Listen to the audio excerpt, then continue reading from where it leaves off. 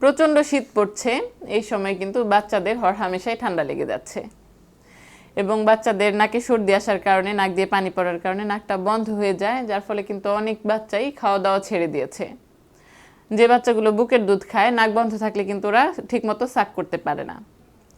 তো এই পরিস্থিতি থেকে অনেকটাই মুক্ত হওয়ার জন্য আমি চমৎকার একটি গেজেট আজকে নিয়ে এসেছি। এটি আমি আমার নিজের বাচ্চার ক্ষেত্রেও অ্যাপ্লাই করেছি এবং খুব উপকার পেয়েছি, তাই আপনাদের সাথে শেয়ার করা।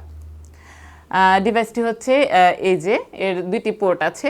এটাকে নাজাল অ্যাসপিরেটর নামে সবাই চেনেন।